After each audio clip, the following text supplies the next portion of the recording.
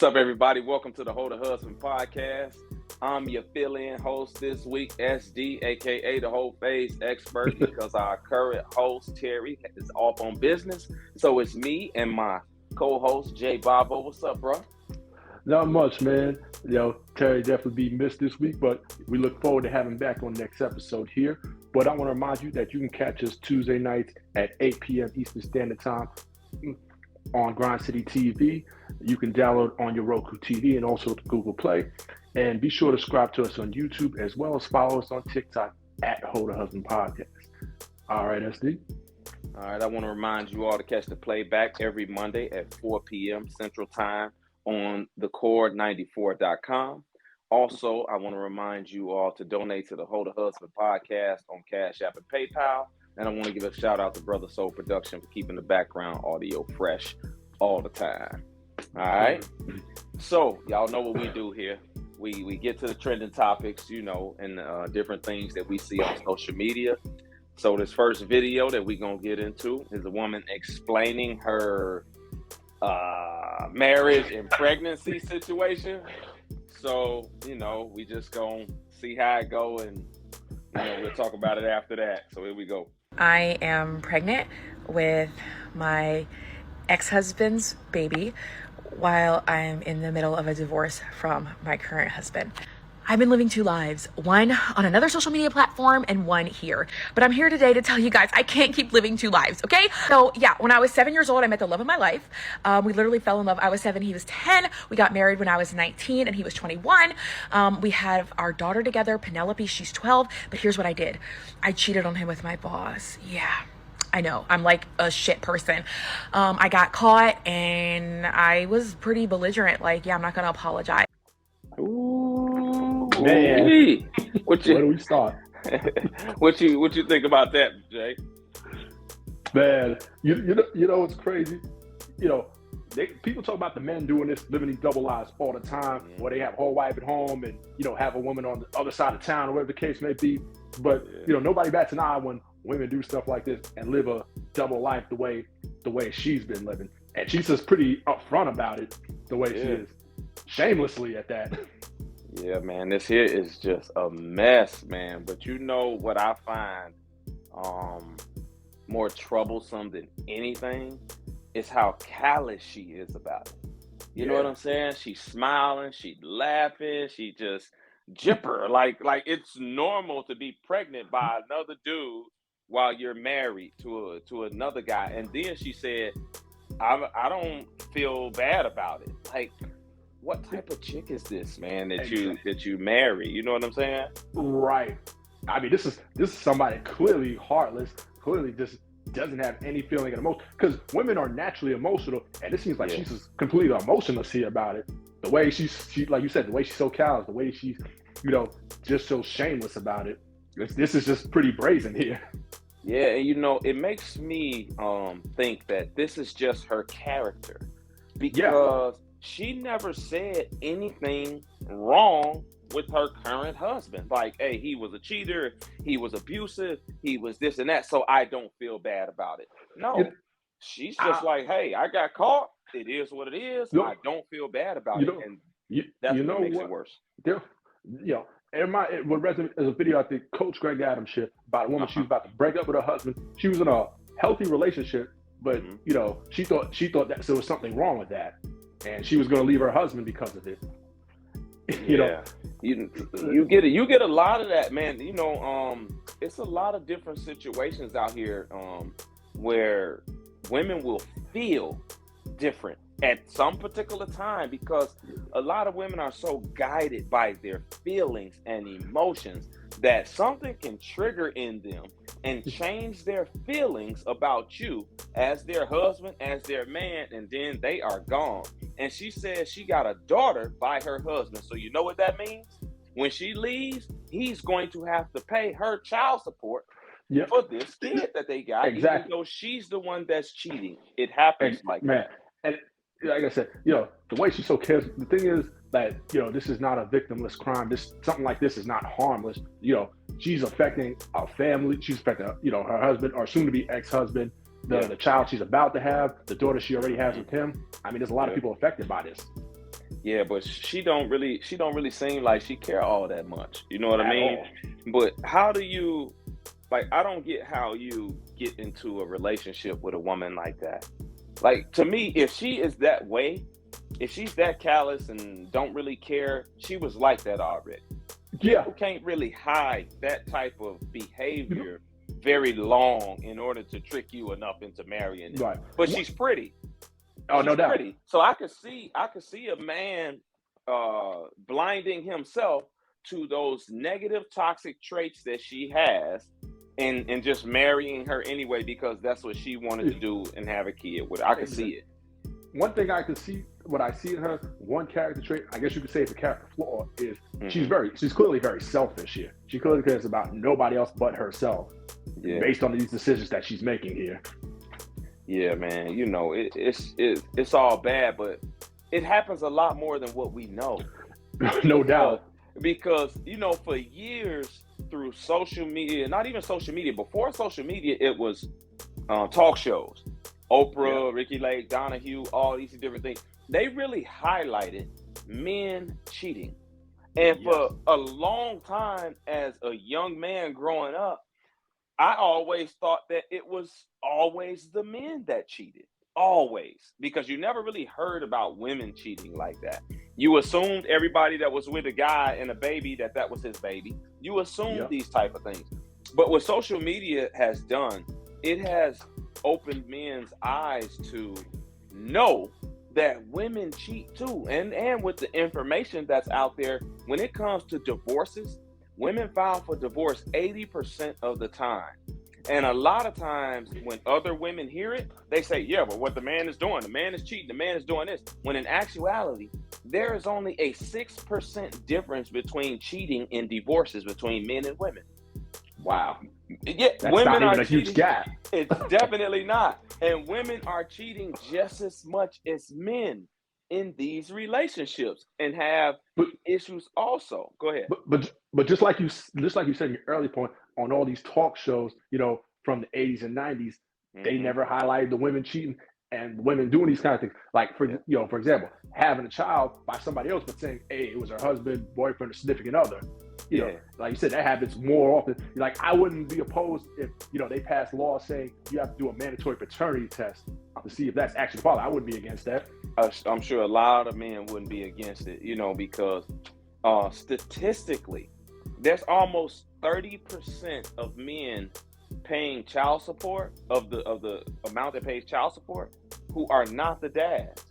Wow. And that number goes to 40%, a little bit over, I believe, for black men paying child support for kids that aren't their kids. And all you got to do is watch Maury.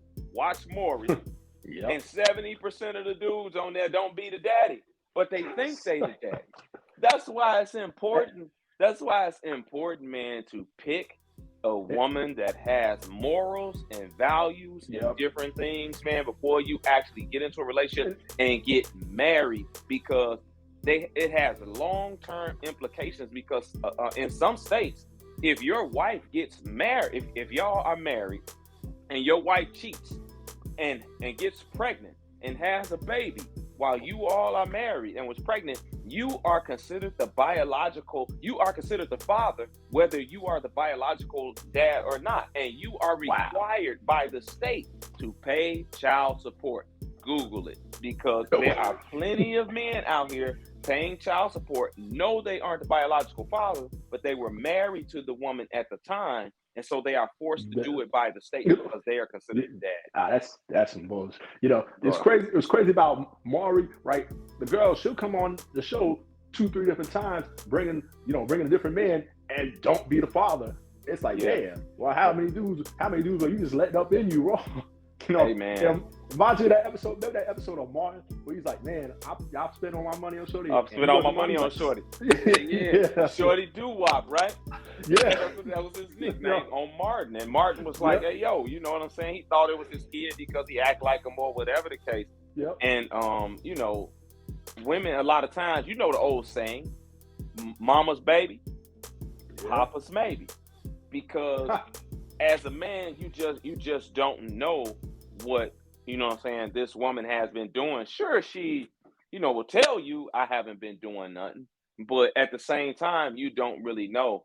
And that's why men back in the day But wanted virgins because they yeah, wanted to know, like, hey, this woman is a little different than the rest of these here women. So go ahead. but it's just the thing. Then that gets me is like nobody calls these women out. I think there's only very besides us, only a few other platforms that really call women out on this stuff. And like, hey, what's going on here? Yeah, Crazy a how lot that of works. yeah, man, how social media go.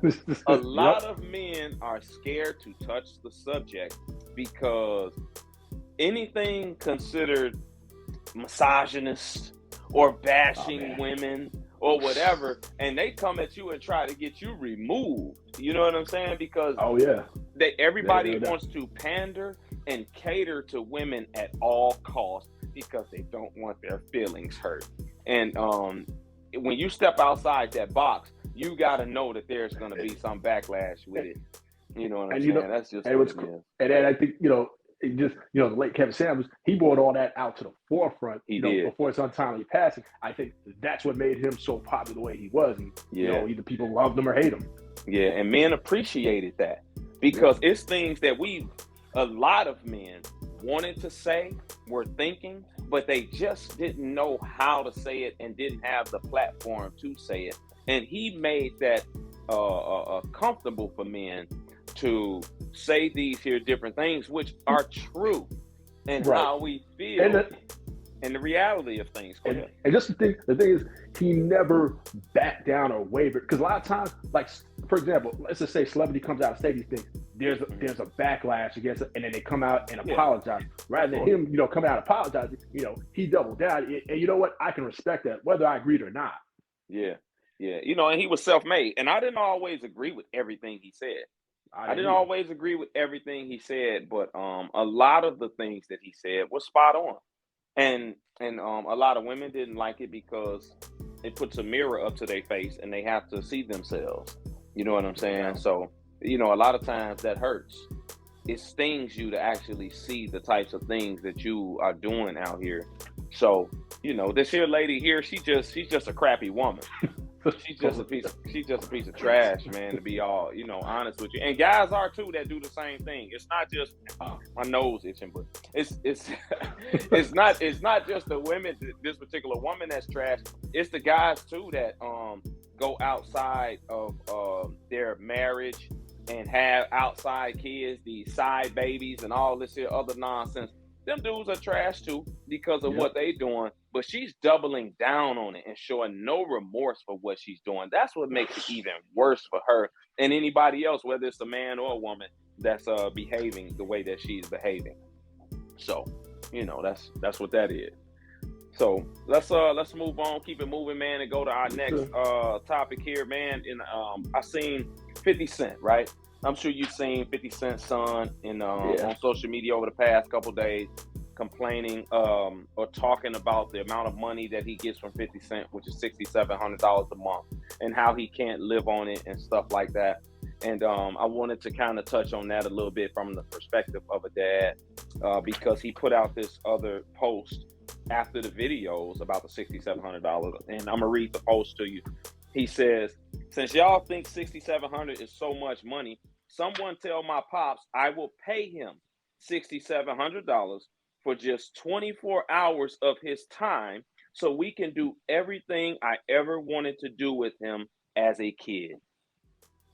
Let me read that one more time. Wow. This is 50 Cent's son saying, "Since y'all think $6,700 is so much money, someone tell my pops I will pay him the $6,700 he gives me for child support for just 24 hours of his time so we can do everything I ever wanted to do with him as a kid."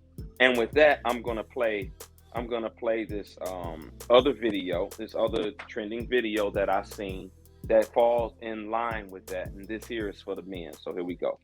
Pain is passed down from father to son and son to son.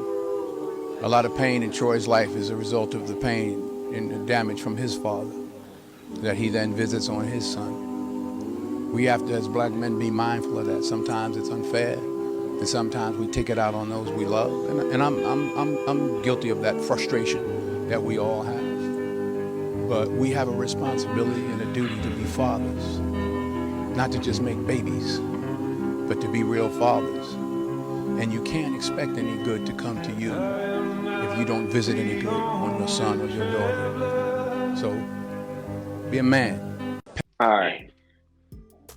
So what you think, Jay? What you think about this whole situation and then that tweet that he put out?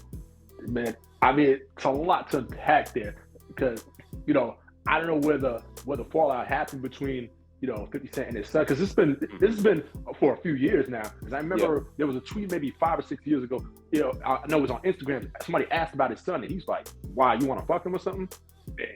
And then, you know, ever since, you know, I guess it was between the fallout between 50 and his baby mom, and ever since then, you know, 50 has kind of just had his thing out for black women, and, you know, the relationship with his son has been estranged as far as we know. You know, he just pays the child support and that's it. But man, it's just really sad and unfortunate, to be honest with you, man. It is, and that's the first thing when I first saw the videos of his son talking about how $6,700 isn't enough.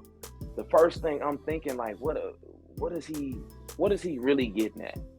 And I'm like, it's not the money. It's not the money. I don't remember how old this son of his is. He's a teenager, upper teens or something like that. It's more of the time. That's what I was thinking. He wants to know his dad as a kid, as a boy. He wants to know his dad. And then when he put out that post saying, "Hey, I'll give you the money back if I can just spend 24 hours with you and do the things I always wanted to do as a kid." And as a man, as a father, how can you not feel that? I don't understand how 50 can't feel that from his kid, from his blood, from his flesh that he made. You know, and as an adult, as the dad, a lot of times in different situations with the mom, if the mom is causing issues or whatever, you have to rise above that as a dad to create and have that relationship with your child, regardless of what that mom is doing. You know, I'm not a father, but, you know, with your first child, did you ever have a problem like this where there was a fallout with your older son's mother here? I had, it was tough because, you know, he was 17. I was 17, 18, you know what I'm saying? And growing up 19, 20 through my whole phase and doing things and her being young, and we both just were young and clashing with certain things, but I never missed a day. I never let that, as much as possible from my end, affect if I saw my son or not. I didn't see him as much as I should have, being a young man at that time, being, like I said, 18, 17, wanting to run the streets and chase women and all of that. But I was always there, not just financially. And that's a lot of times where, as men, we get lost in what fatherhood really is. And 50 Cent, I believe he's lost in that realm, like a lot of men get lost in, where it's just like, here, I gave you the money. What else do you want? I'm doing my part. And that's not your part. It's part of it, but that's not your part as a man. You have a responsibility, like Denzel said in the video, and you have a responsibility to your kids, because hurt men hurt their kids. And so we know how 50 Cent grew up. It's been public, right? How he grew up dealing drugs and doing certain things, and the life that he lived.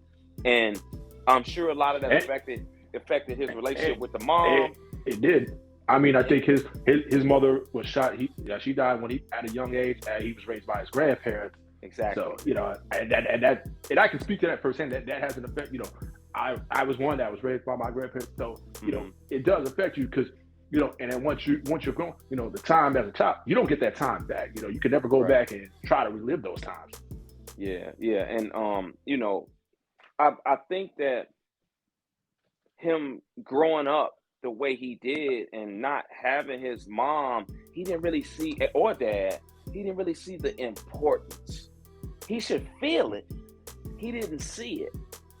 I think Yeah. he should feel it as a man that didn't have his dad around. He should feel that, and then you're like, hey, I don't want to be that dad. I want my son around. Kind of like LeBron James. LeBron Yeah. James said, hey, my dad wasn't around, and I made a vow that I would never be that way with my kids. And you see the father that LeBron is with his kids from what we can see. You know what I'm saying? They're in the same household and all of that, and he's really active with his kids. And that's how it should be. You should feel that void of not having a father there and not want to inflict that on your kid.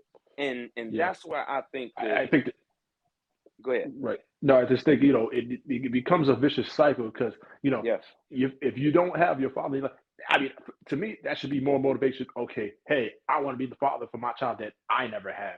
And I think for a lot of people, you see that, but I think but you also got the flip side where it's a vicious cycle that repeats itself. Yeah, that's and statistically speaking, fatherless boys are the most disadvantaged kids out. Yep.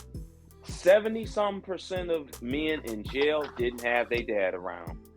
No, you're I think it was 70% more likely to become an abuser of women if your dad wasn't around. An abuser of alcohol, an abuser of drugs. You 60 sometimes more likely to drop out of school if you were just raised in a single mother household. So all of these here different things that we know.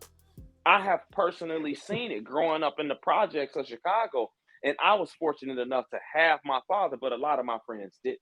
And a lot of times when your dad ain't in your life, the streets get a hold of you. You know what I'm saying? And the streets raise you to be a man and what you think a man is. And a lot of those dudes is in jail or they dead because the streets raised them and their dad wasn't around. And with 50's boy, it's clearly some pain there. He's saying, hey, I'll give you the money back if I can spend time with you. He just want to feel that connection with his dad, man, and spend that time with his dad. Exactly. And that's what makes it sad. I think there's trauma on both sides, on 50's end and on his son's end. There's trauma on both sides there. And just to touch on, your point, as a lot of who come from single mothers end up in jail, was almost 80%. It actually ties into the high school dropout rate. I think they actually build a lot of jails around where the highest high school dropout. They build it in that county somewhere. Mm-hmm. So if you so 70, so I think it's almost 70% of high school dropouts end up in prison too. Yeah, man. I mean the numbers are staggering, but it is pain on 50's side. It has to be. No doubt. Because you have to have some type of trauma in order to completely alienate your child, your son.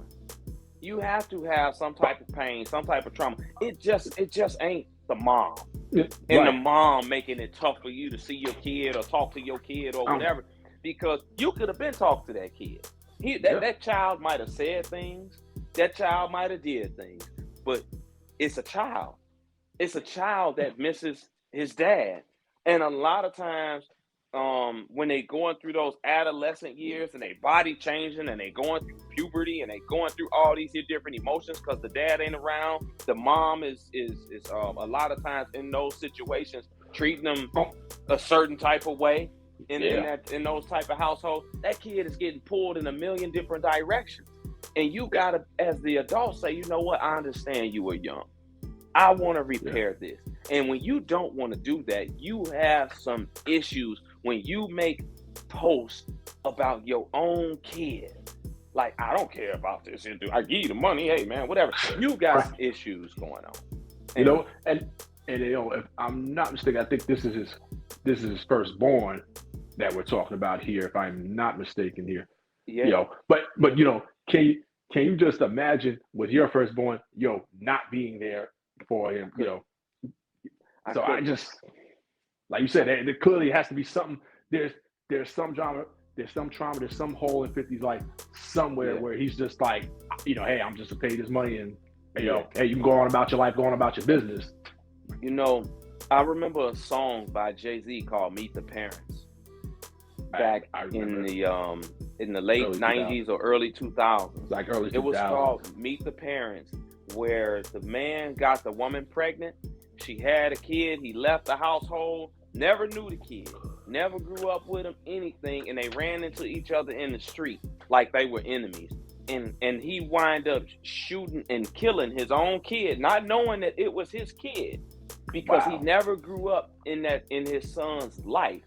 And and even though a lot of fathers out here don't literally pull the trigger on their kid, they're still killing their kids, whether their kid get killed out in the street or whether they get killed in jail or spend the rest of their life in jail. You're still I don't know what's the word I'm looking for, but backhandedly killing them because you're indirectly. Indirectly, yes. You're not providing them with the guidance and the direction and the discipline of a father in the child's life in order to keep them out of these situations. So you are indirectly killing them also by not being in your kid's life. You know what? The thing that we could take from this is the importance of having a father in the household, because I think this really gets overlooked and underestimated a lot of time.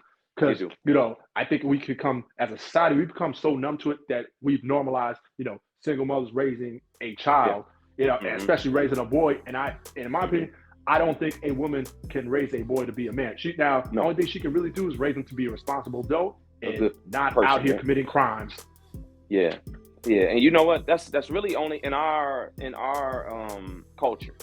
Yep, as no Black doubt. people, where it is more praised for women to become baby mamas than it is to be married and have a kid through marriage. It's a lot more praise because it happens a lot of the time. Yeah. You know what I'm saying? I think it's been incentivized by by the government. Yeah, by the government, and society just praises and pushes this. So if you see this on TV, like for example, think about the song by Destiny Child, "Independent Woman," right? Yeah. If you listen, it's been scientifically proven that subconsciously in your mind, you're gonna listen to that and you're gonna take heed to that. Yeah. It was a plan by the government to remove the father from the household. We talked about this before here. Yes, we did. It was a plan to destroy and break up the Black family unit, because the Black family unit was becoming too strong in the 60s and 70s with the Black Panthers and things like that. You know what I'm saying? And they wanted to break that up. And they did a masterful job at it. They said, here, we'll give you housing. We'll give you food. We'll give you this. But you can't have a man in your house. But to the white women, they said, here, we'll give you grants to grow your corn and have your farms and all this. And you can still keep your man in the house, though. We'll give you all of those things, but you can still keep your man. And we, as a culture, fell for it, hook, line, and sinker. And since then, it has been a continuing problem that has just snowballed into a bigger problem, where we have almost a 70% single mother household rate in the Black community. Almost 80. Yep. Raising kids. Yeah. Just real sad and funny. And the thing we can take, like you said, see how they do it for them and how they do that for us. That's right. And and this here is just a quintessential example what happens. In this situation, it ties into all that what we're saying here. Yeah, it absolutely do. So, hey man, I hope they get it together. I really do. I hope they can reestablish some type of relationship, mend the fence somehow, some way. Maybe both seek some sort of counseling, something. Yeah, because 50 is a powerful dude. You know what I'm saying? Who better to give that to than your son? You know what I'm saying? To teach those different things to than your son to become powerful just like you. You know what I'm saying? You can learn a lot of things from yourself. I think he needs to go to therapy and try to mend that, man. I would really love that if he did that. As a father myself, I would love that. So, we'll see. Hopefully it happens, man. But hey y'all, we're gonna take a quick break. We up against the clock, and then we'll be right back. Hi, I'm relationship coach and author Terry Duran, and I am pleased to announce that my book, It's Not That Complicated, is finally available as an audiobook. So if you don't like to read, or you just don't have time to read a paperback book, this audiobook is perfect for you. You can listen to it while you're in your car, while you're at work, etc. In the book, I break down how husband material men think and operate in regards to sex, love, and relationships, and I provide real quality insight on how husband material men approach dating. The audiobook is available on audible.com and on iTunes. All you have to do is go to one of the websites and search for my name, Terry Duran. Go download your copy today. Hey y'all, welcome back to the Hold a Husband podcast, and tonight's episode is called Role Play, where we gonna be talking about gender roles within a relationship. You know, because now it's kind of a hot topic now. It's a thing that's going on, you know, between men and women, and you know who should do what and how they should do it and different things like that, right? So Jay, let me ask you, man, real quick. Why do you think women nowadays don't like gender roles? I think they bought into what society has pushed into their heads, because for the past, say, better part of the past 30 years, they kind of pushed this left-wing feminist agenda saying, hey, you're equal as a man. You can do what the man does. You don't have to cook and clean. That's outdated. That was in the 50s and 60s. Yeah. Hey, if you want to go out and, like, for example, you want to go out and join the military, you can. If you want to go out into the field in infantry, hey, you could do it just like a man. Yeah. So a lot of women have bought into that, but in the long run, hasn't really benefited even the whole independent woman thing. So think about this. If you say anything about gender roles, like we're talking about here, it's considered misogynistic. You hate women, blah, blah, blah. Yeah. But you know what? It's never considered misogynistic when they say, well, a man's supposed to provide. A man's supposed to provide. You know, women tend to, they just fine with gender roles when it comes to the man doing something. You know what I'm saying? Yeah. Like they be all good with a man providing, protecting, or leading. They just fine with that. But when it comes to their stuff, you know what I'm saying, around the house, more of the traditional household duties. Oh, well, wait a minute now. Why I gotta do that? Go ahead. It's funny how that works, because you know what? Yeah. They like gender roles when it benefits them. Absolutely. When it does not, when it's benefiting their partner, it's like, well, I don't want to do that. Why would I do that? It's outdated. What are you saying here? And I think that attitude is what runs men off, honestly. Yeah. Because a lot of women don't understand that men still want a form of the traditional woman, just like the women still want a form or a traditional type of man, even though he might not be all the way traditional like your dad or your granddad or whatever. They want him to be pretty close, right?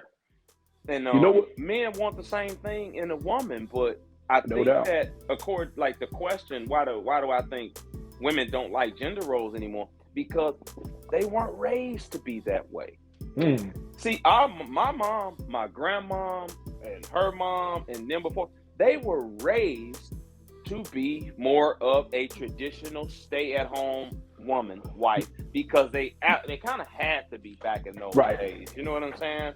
But they were raised that way, and the women of today, a lot of them, not all of them, but a lot of them have gotten away from that and became more modern and independent to where they never learned that type of stuff. Man, so now they look down on it. Go ahead. Yep. You know what? And it just ties into what we just said before we went to our break, as far as, the single mothers, like you said, with how your grandmother was raised, your mom was raised, great grandmother, etc., raised to be wise. Now with the single mother epidemic, they're pushing this, be independent, not to need a man for nothing. That's more being pushed now, especially now with a single mother. She hasn't seen a man in the household. I mean, think about this. You said you grew up in the projects, right? Yep. Now, think about how many in those projects you've seen, 3 generations of single mothers, not one man in that house. Man, all over the place. But you know what? Tagging on to your point, what's crazy is when you talk to a lot of women and you ask them, hey, what do you want? A lot of them will mention a kid before they mention a man, a husband. Wow. They'll mention a kid before they mention a husband because they feel more comfortable. Like they feel more comfortable being a mom than a wife because they were never raised to be wives, but they were being raised in a single mother household. A lot of them, they more comfortable filling in that role that their mom played than it is being a wife because they weren't raised that way. So those gender roles to a lot of modern women nowadays, they compare it to slavery or a maid. I'm sure you've seen that somewhere on social media where they like, oh, so basically you're a maid and that's what you do. You cook and clean for a man all the time or whatever the case, right? But they never compare a man paying all the bills for them to a slave. Going to work for 16 hours and paying all the bills and keeping a roof over your head. They never compare him to a slave. And what's crazy, never. You know what's crazy? You said 16 hours. Let's just say you're working those type of hours, 3 to 4 times a week. You're spending more time at your job than you're spending in your house with your family. Absolutely. Absolutely, man. And, I just don't think that I don't think that a lot of women look at things from the perspective of a man when they say certain things and do certain things or whatever the case, but not wanting to play your role as a woman and expecting a man to clearly play his in a relationship is a disaster for the women. And that's what we are seeing out here today with the modern woman independent, I don't need a man movement. Okay, cool. You don't want to play your role. I'm not going to get with you, the man that I am, being successful, having my life in order, because you don't want to play your role. I'm not going to play mine and yours too. It's just not going to happen like that. That's crazy. It's funny you said that. I don't know if you've seen this or not, but this just came out in the past few months that Black women have the highest eviction rate out of anyone else. I saw that. So that's the same, saying, hey, I'm independent, not to need a man for nothing. And these are probably the same ones that's getting evicted from these apartments here. And it's unfortunate. Hey, I don't wish that on nobody. I think, I'm not one to celebrate one's misfortune or anything, but this is what's happening here. I did see that study, and I didn't get a chance to read it, but I did see it. And I mean, it's unfortunate, but a lot of women, man, think that it's better to be by themselves. And but with the inflation, the rise in prices for everything, a lot of people just can't. Half the people, men and women, only making about $50,000. That's tough to live on, especially if you got a kid or two and you're a single mom. That's tough to stretch $50,000 to. You better off getting with a man that's making $60,000 and then splitting things and living pretty decent as a couple. Like, you know what? Just to touch on that point, it's, see, a lot of them don't think like that, because it should be a team sport, right? Think about it. Okay, as a woman, you make $40,000, you get with a man to make $60,000. Well, together, y'all have $100,000. But a lot of women don't think like that. And even some will think, oh, well, he makes $60,000, he's not making a lot of money. If you pool resources together, hey, you can make that work. Because $50,000 is just right above the poverty line. Yeah, depending on what state you live in. If you live in California, New York or Chicago, New York, Chicago, you in LA, trouble with DC, you in trouble. So I mean, it only makes sense for most people to try to get with somebody, but a lot of times, what I notice with women like that and talking to men like that make that type of money, a lot of women view that as settling, and they feel like they deserve much more than that from a man. So they look down on those men. Like it is what it is. They look down on him because he's making what she make. Like, and it's stupid. So it's like, okay, you're called at selling, but yet you're trying to get those men and have had no success. So why keep going after those men if you have no success? It's almost like you're just throwing stuff against the wall and trying to hope for the best, trying to figure out what sticks there. And I think that's a horrible way of going about it. It absolutely is, man. But a lot of women just running their heads into the wall and trying to figure out why they can't get the man they want. Well, you those, know what happened? Go ahead. With you know what happens a lot of those times? A lot of times when they figure, okay, well, let me go get that guy making 50, 60,000, a day late, $1 short, because now, you know, you don't have, you know, because a lot of them say that, you know, at, you know, their 20s, maybe even their early 30s, mid 30s, and then by the time they're in their late 30s, early 40s, that's when they went, oh, well, let me go get that guy that's making 50, 60,000. And that guy's like, yeah, right. If I go get that 27-year-old, why am I dealing with you? Or he's traveling the world, he doing his thing, you know, he going somewhere and he's like, yo, I ain't dealing with you. You done put on 60 pounds. Your attitude is horrible. Ain't nobody finna be bothered with you. You know what I mean? So I don't blame the men. I don't blame them at all for you know, dating other women and leaving some of these women out to dry. Leave them out to dry. I'll give a woman just a quick gem here. You just, you know, let's just say he's making 50 or 60,000. You see if he's an ambitious dude, hey, listen, he's gonna try to turn that 60,000, 80,000, and so on and so forth if he's ambitious like that. Yeah. So but a lot of them don't even go there. They just go, oh well, 60,000, and just kind of just scoff at it and turn their nose up at it. It's just stupid. It's counterproductive. It does more harm than good in the long run. Yeah, because women, of course, they want a man that's, you know, I think women are naturally, I think the word is hypergamous or something like that. Hypergamy, where they date up. You know what I'm saying? And they want to date up. Like if she's making 50 or 60, she don't want to date a dude that's just making 70. A lot of them, not until they get a little older, like you had said. So, I mean, it happens. So, but so do you think most men are prepared to play their role as a man out here? Most men. I'm going to say a lot of men. I'm going to say at least half are. I'm going to say at the very least you have half of them are. Going back to, you know, talking about statistics here, for black men, 6% of black men are single with no children right now, and make almost 50,000 or more. So why? So I think those men are ready. I think you have at least a good number of those men that are ready to take on a leadership role, take on family. Okay, I'm gonna disagree on this one. Okay, and I'll tell you why. I don't think it's that high. For, you know, half. And I just don't. To be, why you say that? You know, because most of black men out here are raised, like we talked about earlier, single parent household. Yes. And it's not just the financial part. Half of them making $50,000 is tough. You know what I'm saying, to take on a woman too. But if you pool your resources together, y'all can make that work pretty good. But I think that not being raised with a dad or a male figure, not just a dad, but a male figure to influence you and show you how to lead a woman, how to guide a household, how to handle your business and prioritize things as a man, has affected a lot of men out here to the point where it's a lot of men out here that want women to kind of take care of them and do things for them and lead them, because nobody ever showed them how to do it. So they think that, hey, I got balls.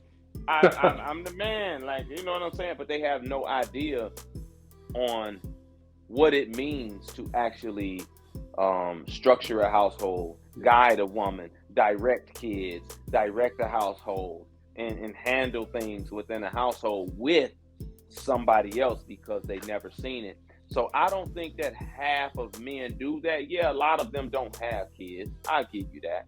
And, you know, some of them making, money. But I think more of on an emotional level, when it comes to leading a household, a lot of men just aren't ready for that.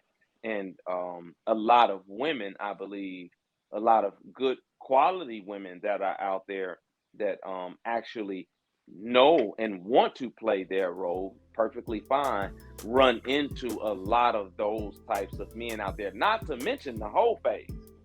We didn't even talked about the whole phase and being hoes out here for so long and wanting to run around and be hoes, right? Like, that's a whole nother dynamic that disqualifies to be but what's crazy is, men can be in a whole phase from from the age from anywhere from 18 to freaking 45 or even older than that if they want to. Bruh. They don't have a biological clock or anything like that. I And know a especially if they're guy out here. that in his 60s, and he's never been married. And Wow. he's like, man, I don't want no marriage. I don't want nothing. I'm fine. And I mean, when I tell you, this dude got young chicks, he buys new cars. He got cash, and he keeps him some young women around him, multiple women. He's an old player, and that's just how he want to live his life. Cool. Hey, some dudes never grow out of it, you know. But that's also another factor that, you know what I'm saying, where I think, you know, as a man in a committed relationship, a lot of men aren't ready. You got to take that into consideration also, because a lot of dudes love the whole life, and that's fine. Hey, do your thing. You know what I'm saying? You got to get that out your system, but just keep, you know what I'm saying, keep it honest and keep the women out of that. But you know what, yo, you being a whole phase man, a whole phase expert, what did it take for you to say, hey, you know what, I want to give this whole phase up and just, you know, have a, you know, committed relationship? Man, I had a roster, and it just got so complicated at one point. I was probably like 34 or something like that. Mm-hmm. And I was dealing with the drama and the nonsense and the, you know, it was just pulling my head in different directions, man, with the attitudes. And I was like, man, and spending money. That was another thing. Spending much money, man, going out and entertaining and all this here. I said, you know what, man, this is too much. It became too much. And I was like, all right, that's it. I got to chill. And I did. I chilled out, and then I had met my ex. I was about 35, 36. And we never had a problem, you know, when we was together. We never had an issue with cheating, none of that. And that was like the first woman I was ever faithful to, because I was tired of that. And since then, being single, I don't live my life that way now as a single man. So I know I can do it when I'm in a relationship, because I didn't go back to that life. So, you know, that's what made me want to stop. Just the nonsense and the drama that I was causing in some of those cases. Right. So, you know, it's just too much to keep up with, too. All the lies and the different things you got to keep up with. It was too much. So I got tired of it, man. All right. So do you think gender roles should be shared? Yeah, that's a good question. I would say, I'd say yes. I'd say they could be shared. I'd say, for example, right, let's just say for cooking, for example, I think that's something that could be shared, right? Let's just say if a man could cook certain things that his woman can't, or she might be better cooking stuff than he is, something like that can be shared. Even stuff like maybe even cleaning around the house, something like that. I think y'all can share. I think that's very reasonable. Yeah. You know, now if it comes to hand, now I would say for something like handiwork around the house, I think that's something specifically a man should do, as opposed to. Now if it's changing a light bulb, okay, fine. I mean, that's something really simple there. Mm-hmm. Yeah, I think that you know, I think that things should be shared around the household, you know, because nowadays, like we just talked about, the guy might be making 50 or 60,000, and the woman making 50 or 60,000, right?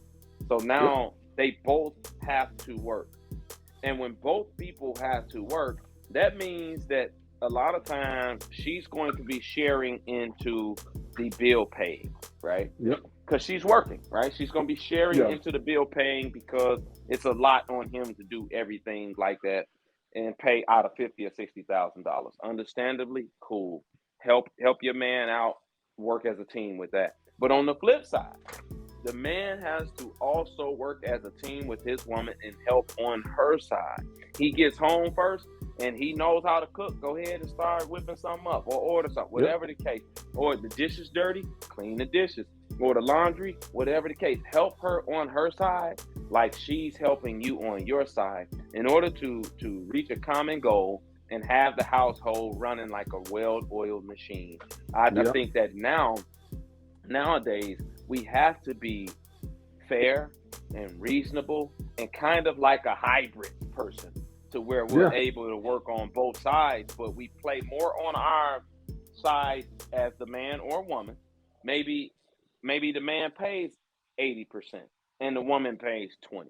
Maybe the woman does 80% of the cleaning and cooking, and the man does 20. Whatever the case, it's just picking up the slack and making sure that the other person isn't burnt out mentally and physically in their lives, so that you all can enjoy each other's life. I think that it's only right and it's only fair to share responsibility when it comes to gender roles nowadays. Absolutely. And I think the best thing is to do what works in your household. Like I said, if all those things work in your household, then do that. Don't worry about what somebody else says or what somebody else does in their household. The important thing is to do what works in yours.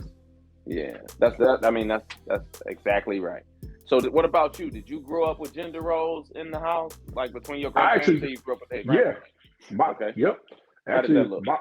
I've never seen my grandma work a day in her life. My grandfather always worked pretty much his whole life, so it was pretty traditional in that sense, where he would work, he'd pay all the bills and everything, do the work around the house. I mean, from cutting the grass, I cut grass, rake leaves, he would do stuff like roofing jobs. I mean, he actually knew how to, wasn't a mechanic, knew how to fix cars and stuff.